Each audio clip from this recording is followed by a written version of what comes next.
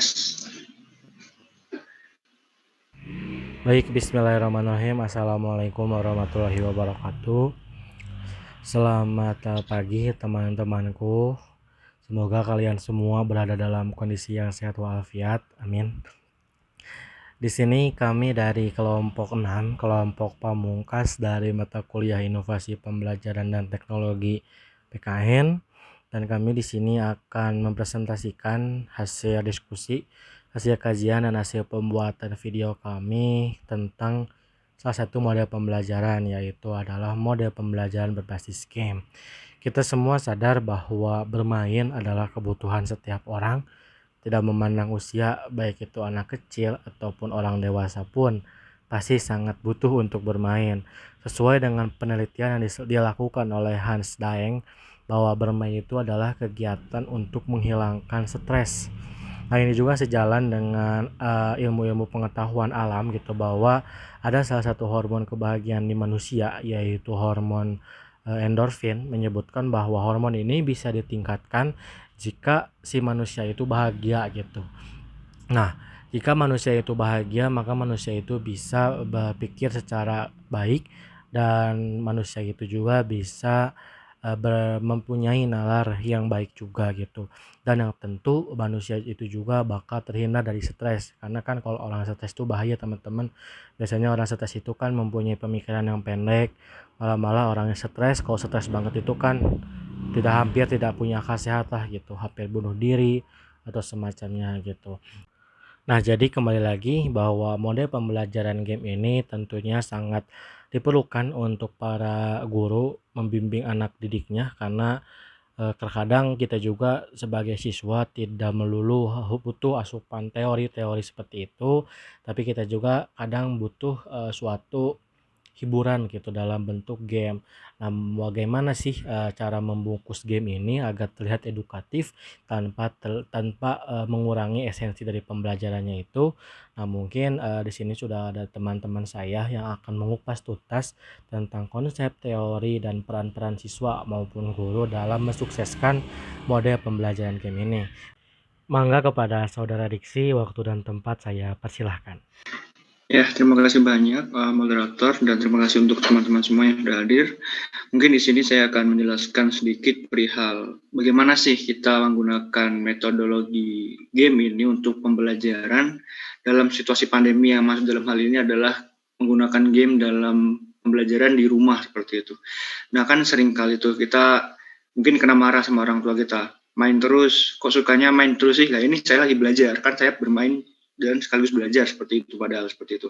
Entah itu gamenya bisa berbasis aplikasi atau apapun itu, tapi dalam hal ini mungkin untuk basis aplikasi ini yang digunakan untuk pembelajaran adalah mungkin seperti Quizzes dan jenisnya seperti itu.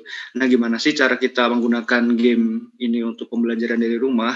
Tentu saja yang paling dibutuhkan adalah sinergitas antara peserta didik dan tenaga pendidik seperti itu. Pertama yang perlu dilakukan oleh tenaga pendidik yaitu adalah menyediakan gamenya dulu seperti itu, menyediakan fasilitasnya terlebih dahulu. Kemudian nanti setelah disediakan fasilitasnya, nanti peserta didik itu akan membawa atau mungkin istilahnya menggunakan fasilitas tersebut untuk digunakan di rumah seperti itu. Nah, gimana sih cara menggunakannya? Ya mungkin yang paling utama adalah kita harus memiliki akses internet lah. Meskipun ini mungkin opsional, bisa saja menggunakan aplikasi berbasis game yang offline, tapi seringkali guru lebih memilih menggunakan aplikasi yang berbasis online karena itu adalah real time seperti itu. Jadi setelah menggunakan aplikasi itu, atau mungkin skor yang ditampilkan dalam aplikasi itu langsung dilihat oleh tenaga pendidik itu atau guru itu, sehingga langsung ada rekapitulasi nilai seperti itulah, mungkin seperti itu. Nah, manfaat dari penggunaan penggunaan pembelajaran berbasis game di rumah ini adalah tentu saja seringkali kita lebih merasakan kenyamanan untuk belajar itu dari rumah seperti itu.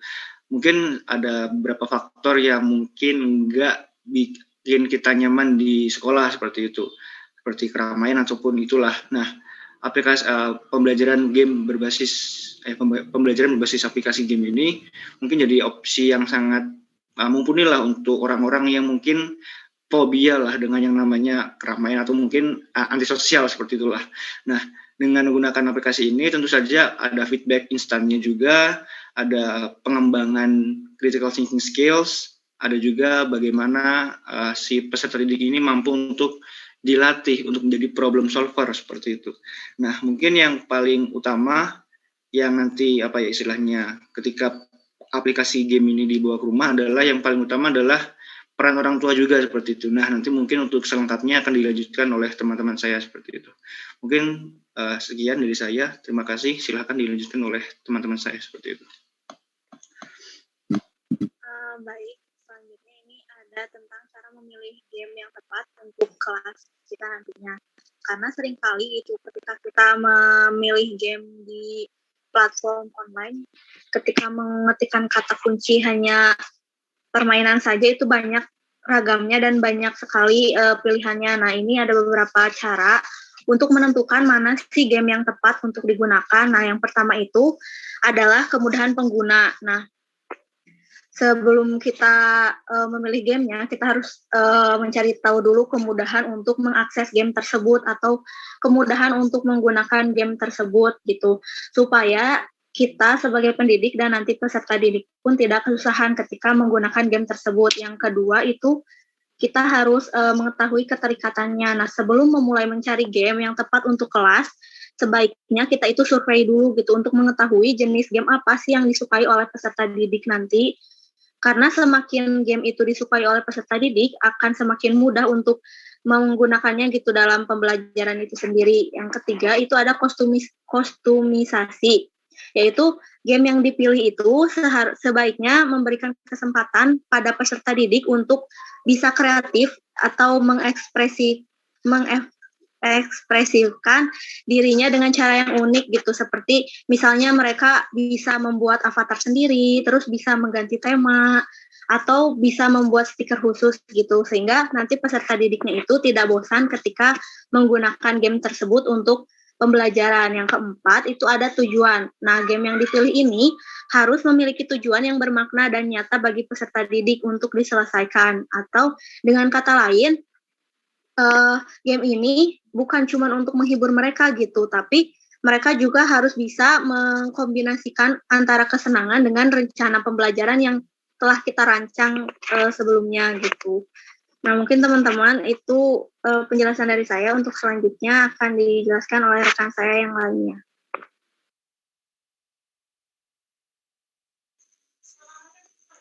Baik, di sini saya Ica akan menjelaskan mengenai bagaimana sih cara mengimplementasikan game dalam pembelajaran. Nah, teman-teman, ketika kita telah memilih game yang sesuai dan juga menarik, tentunya siswa sudah mulai tidak sabar ya untuk mencoba game tersebut. Nah, di sini kita harus benar-benar bisa menerapkan game tersebut agar bisa digunakan di ruang kelas digital. Nah, ada pun beberapa langkah yang bisa kita lakukan untuk memastikan keberhasilan dari game dalam pembelajaran ini. Yang pertama itu kita harus memilih game sesuai dengan topik. Nah, di sini guru harus bisa memilih game yang sesuai dengan topik yang akan disampaikan gitu, sesuai dengan panduan yang telah dijelaskan oleh rekan saya sebelumnya, Dewi Rifani. Nah, yang kedua adalah penjelasan konsep. Nah, di sini guru harus bisa memberikan penjelasan ataupun konsep awal terkait dengan game yang akan dimainkan. Baik itu tujuan, terus tantangan yang harus diselesaikan itu apa. Pokoknya konsep awal dari game yang akan dimainkan. Yang ketiga itu ada aturan. Nah, peserta didik harus bisa memahami dan menyepakati aturan yang disampaikan oleh guru. Di sini juga harus disediakan ya ruang untuk berkreasi dan mengekspresikan diri untuk peserta didik. Yang keempat itu ada bermain game. Nah, di sini peserta didik tentunya bermain game ya menggunakan platform yang sudah ditentukan sebelumnya. Termasuk di sini juga peserta didik harus tahu gitu batasan waktu dan juga jadwal bermain dari game tersebut. Nah, yang kelima adalah merangkum pengetahuan.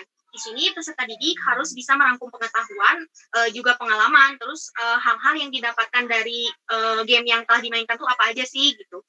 Nah, dan yang terakhir itu ada melakukan refleksi. Nah, di sini peserta didik melakukan refleksi dari hasil rangkuman dan juga harus bisa menghubungkannya gitu dengan topik ataupun materi yang sedang dipelajari atau yang sudah dipelajari. Mungkin itu saja dari saya. Selanjutnya akan ada penjelasan dari rekan-rekan yang lainnya.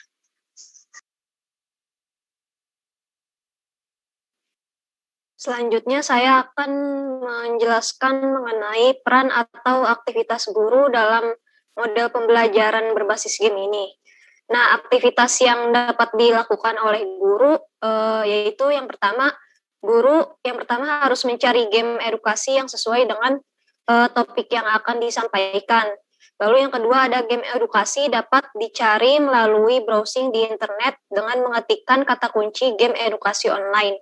Terus yang selanjutnya adalah beberapa alamat yang memiliki koleksi berbagai jenis permainan antara lain yaitu girlsgogames.co.id, onlinegames.co.id, dan sebagainya.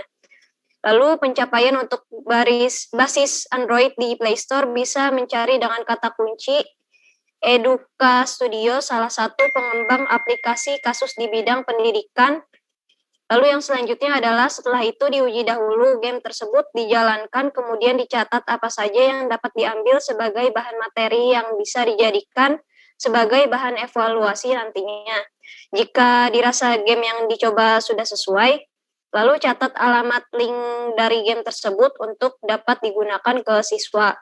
Lalu selanjutnya guru mempersiapkan dokumen berupa teori ataupun pengantar singkat mengenai topik yang akan diajarkan. Kemudian guru membuat soal-soal evaluasi yang sekiranya dapat diambil dari game yang sudah dimainkan oleh siswa. Yang terakhir yaitu guru membuat grup di sosmed atau kelas maya dan melampirkan lembar kerja siswa yang berisi langkah-langkah apa saja yang harus dilakukan oleh siswa.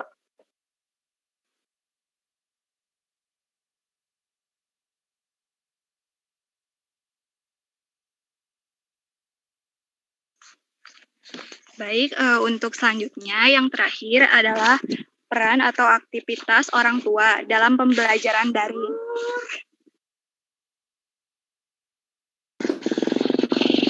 Maaf, sebelumnya ada gangguan. Selanjutnya, peran aktivitas orang tua dalam pembelajaran daring. Nah, aktivitas orang tua yang dapat dilakukan dalam pembelajaran daring berbasis game ini antara lain yang pertama, orang tua tentunya harus ikut memantau dan mendampingi siswa dalam pembelajaran daring. Karena kan dalam game ini banyak opsi ya di dalam game itu. Jadi apabila siswa tidak paham, sebaiknya orang tua ikut membantu. Selain itu kan kalau memakai game itu ada yang memakai website, ada yang memakai aplikasi seperti Quizzes kan mungkin ada yang memakai aplikasi dan memakai website. Nah, kalau di dalam website itu kan sering terdapat banyak iklan gitu. Iklannya itu kadang ada yang tidak senonoh. Nah, sebaiknya orang tua itu harus ikut memantau dan mendampingi seperti itu. Nah, kemudian yang kedua, orang tua harus membantu siswa apabila ada kesulitan terkait tugas yang diberikan. Karena kan berbasis game ini kan dalam pembelajaran daring. Nah, otomatis guru itu kan tidak langsung mengajar siswanya bertatap muka seperti itu.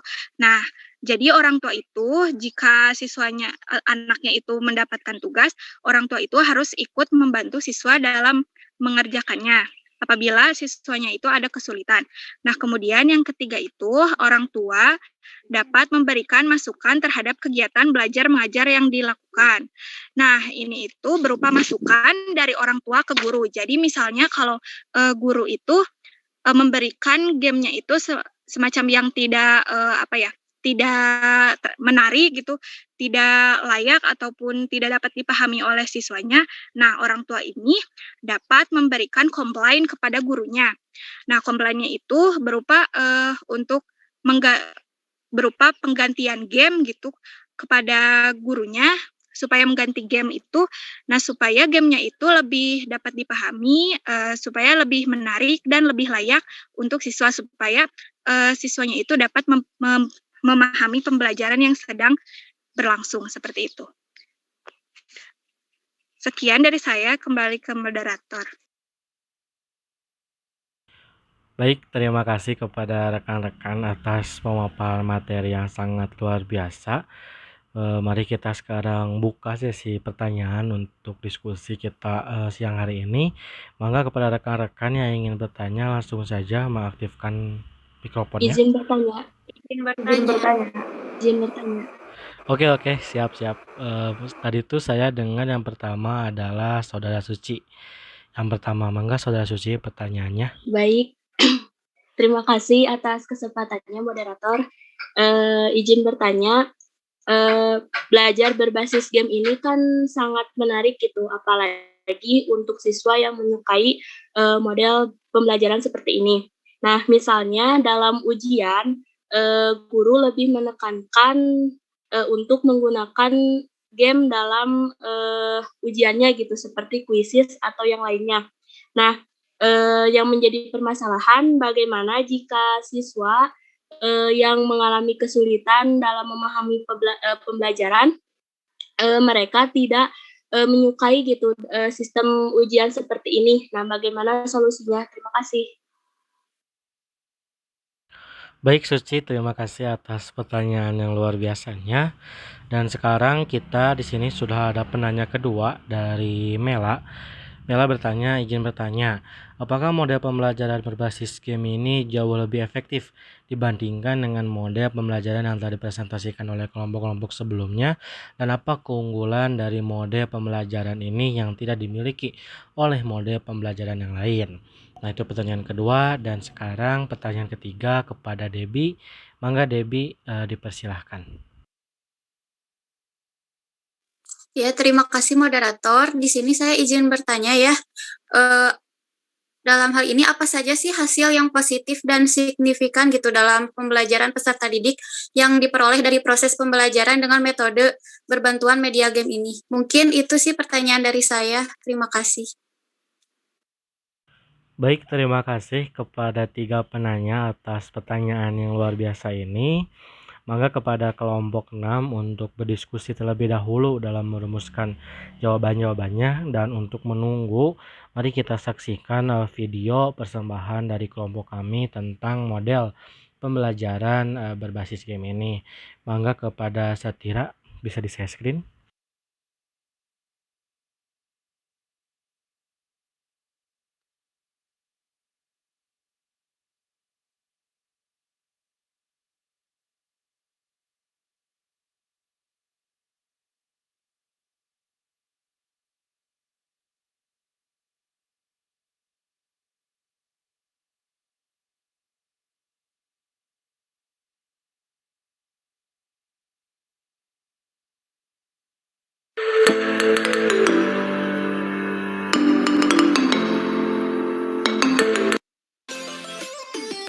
Alhamdulillah Pak, baik. Alhamdulillah Pak. Ya, istilahnya kita menyesuaikan dengan kondisi yang ada lah. Kita sekarang dalam kondisi mungkin biar kita bisa menjalani pembelajaran dengan baik dan lancar lah.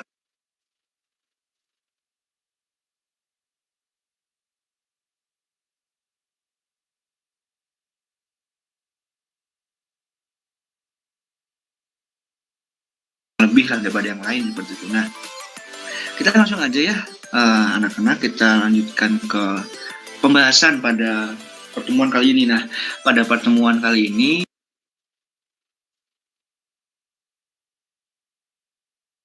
ya, perihal pertanyaan Ica tadi. Silakan anak-anak.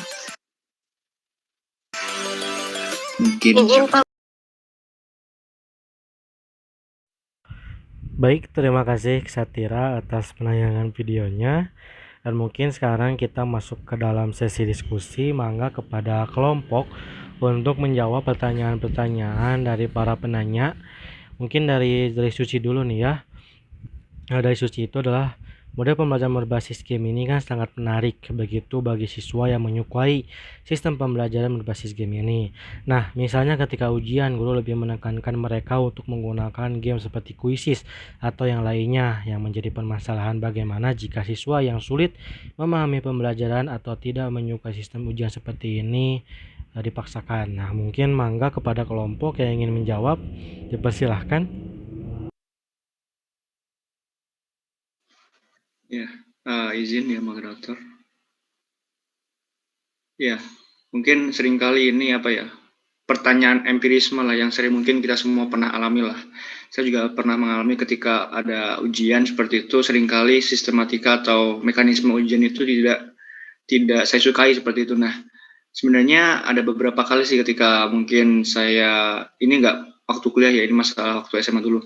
Ketika ada beberapa mekanisme ujian itu tidak asik lah menurut saya. Mungkin kan yang paling utama, kunci utama dan peran sentralnya itu ada di guru seperti itu. Nah, guru itu harus memahami apa sih yang mungkin dibutuhkan dan apa sih yang menjadi keinginan dari siswanya seperti itu. Nah, dan semua guru itu pasti akan memahami seperti itu. Nah, kunci utamanya adalah ya kita mengkomunikasikan saja seperti itu. Nah, kecuali kalau misalnya yang nggak suka itu cuma satu orang doang, sedangkan ada 44 orang tuh suka semua gitu. Nah nanti pendekatan yang perlu dilakukan oleh guru adalah satu orang itu ya mau nggak mau tuh harus mengkomunikasikan aja ke gurunya gitu, harusnya seperti itu. Karena permasalahan ketika ya kita mungkin kita nggak suka sama mekanisme ujian dengan game, ya kita ngomong sama guru itu loh kuncinya sebenarnya itu. Nah nanti itu solusi konkretnya itu ada di komunikasi itu sendiri dari guru dan peserta yang mungkin tidak menyukai mekanisme seperti itu. Nah selain itu yang perlu dilakukan adalah tentu saja yang paling aman ya tentu saja kita menggunakan sistematika ujian yang konvensional seperti itu ya. Game ini digunakan untuk pembelajaran, tapi untuk ujian ya kita pakai konvensional aja seperti ya CBT atau apapun itulah. Itu kan sudah konvensional, sudah umum lah. Itu mungkin nggak akan ada kendala atau mungkin nggak akan ada permasalahan seperti ini, seperti itu. Mungkin yang lain ada tambahan seperti itu. Baik, terima kasih Diksi atas jawabannya. Mangga kepada rekan-rekan kelompok, jika ada yang ingin menambahkan, mangga langsung saja open mic-nya. Menambahkan moderator. Mangga. Benar ya tadi kata Diksi gitu. Terus tadi juga kan dijelasin sama saya gitu bahwa salah satu cara untuk memilih game sendiri itu harus adanya keterikatan, bisa digunakan dulu survei terlebih dahulu gitu kepada siswanya sendiri gitu. Terus bisa juga kita melakukan uji coba dulu atau dibiasakan dulu gitu supaya siswanya juga merasa terbiasa dan senang gitu ketika kita menggunakan platform game dalam pembelajaran ataupun ujian. Mungkin sekian dari saya moderator. Terima kasih. Baik, terima kasih Diksi dan Dewi Rifani atas tambahannya. Mungkin di sini juga saya sedikit menambahkan ya. Kalau menurut saya sistem ujian secara kuisis itu tuh hampir sama dengan sistem ujian seperti UTBK dan ujian nasional yang memakai komputer gitu. Hanya saja mungkin bedanya di letak pengerjaannya gitu. Kalau misalnya UTBK kayak gitu kan 50 soal dikerjakan setelah 3 jam gitu. Jadi tidak ada batasan waktu dalam mengerjakan satu soalnya gitu. Kalau kuisis kan ya kadang satu soal tuh ya 10 detik gitu. Nah mungkin ini yang menjadi penghambat atau mungkin menjadi alasan kenapa banyak yang tidak menyukainya gitu. Nah mungkin ya itu sih benar tadi kata Diksi bahwa harus banyak komunikasi dengan guru, walaupun misalnya tidak suka ya bilang gitu, biar ya guru juga bisa menyesuaikan. Terus guru juga mungkin kalau misalnya ada satu doang yang tidak setuju ya mungkin guru juga bisa menyesuaikan dengan kesulitan soalnya gitu. Intinya mah ya bilang aja lah gitu kalau terasa tidak efektif gitu dalam ujian itu gitu. Dan mungkin ya dari siswanya juga sendiri harus siap lah gitu, harus siap dengan segala metode dalam pembelajaran seperti itu. Mungkin saya kembalikan dulu kepada penanya Suci, apakah ada yang ingin dipertanyakan lagi atau gimana? Sudah cukup. Terima kasih. Baik, terima kasih Suci atas pertanyaannya. Mungkin kita beranjak ya ke pertanyaan kedua. Pertanyaan kedua itu dari Mela. Izin bertanya, apakah model pembelajaran berbasis game ini jauh lebih efektif dibandingkan dengan model pembelajaran yang tadi presentasikan oleh kelompok-kelompok sebelumnya? Dan apa keunggulan dari model pembelajaran ini yang tidak dimiliki oleh model pembelajaran yang lain? Maka kepada rekan-rekan yang ingin menjawab pertanyaan dari Mela ini langsung saja dipersilakan. Boleh. Mangga Ica, mangga. Izin menjawab pertanyaan dari Mela. Setiap model pembelajaran itu tentu memiliki kekurangan dan kelebihan ya. Terus jika ditanya apakah model pembelajaran berbasis game ini lebih efektif dari metode pembelajaran lainnya, kalau menurut kami sih itu tidak dapat dipastikan iya atau tidak ya, karena setiap model pembelajaran itu efektif bila guru dan siswa itu bisa mengaplikasikannya dengan baik gitu. sebagus-bagusnya model pembelajaran, tapi pengaplikasiannya kurang, itu bisa dipastikan gitu menjadi tidak efektif si pembelajaran itu. Jadi efektif atau tidaknya itu bisa dilihat dari pengaplikasiannya apakah berhasil atau tidak gitu. Jadi tidak bisa memastikan bahwa pembelajaran dengan berbasis game ini efektif dibandingkan yang lainnya. Kalau misalnya pembelajaran dengan berbasis game ini dilaksanakan dengan kurang baik, berarti bisa saja ada kemungkinan metode pembelajaran yang lainnya itu yang lebih baik. Mungkin itu dari saya, ada tambahan mungkin dari yang lainnya.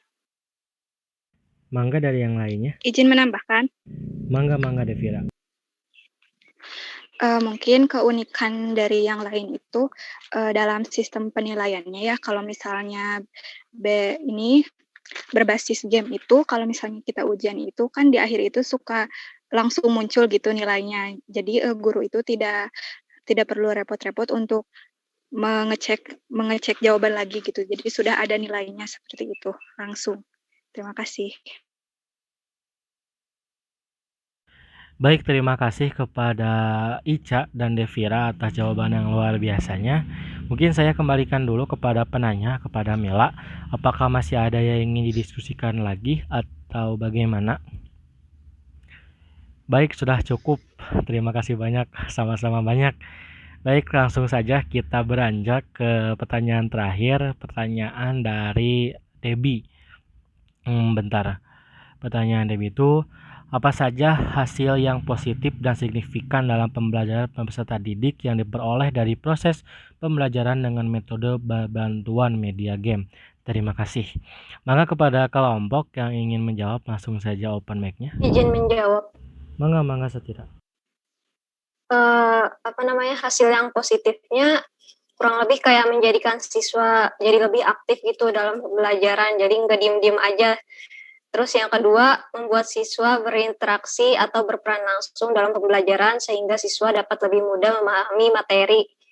Terus guru juga dapat secara langsung memberikan evaluasi untuk pembelajaran dari model pembelajaran berbasis game ini, kan jadinya kayak yang tadi kita tayangin gitu, hasilnya tuh kelihatan siapa yang ranking pertama, ranking kedua, ranking ketiga, terus skor-skornya berapa. Terus selanjutnya permainan dapat memberikan kesan yang kuat dan bertahan lama dalam ingatan siswa. Lalu yang terakhir ada menumbuhkan rasa nyaman, menarik, dan menyenangkan dalam proses pembelajaran yang dinilai siswa selalu membosankan. Mungkin ada tambahan dari teman-teman yang lain. Sedikit ya. Ya, kalau ditanya apa sih hasil positif dari pembelajaran atau ujian mungkin lah menggunakan game, mungkin kita bisa berkaca kepada apa yang sudah mungkin dosen-dosen kita lakukan kepada kita. Misalnya kita habis kuisis tuh, kita ngerasainnya apa sih yang kita dapat dari pembelajaran atau ujian mungkin menggunakan aplikasi game itu. Mungkin ya yang pertama kita bisa meningkatkan daya berpikir kritis secara cepat, seperti itu kan, kuisis kan di waktu tuh.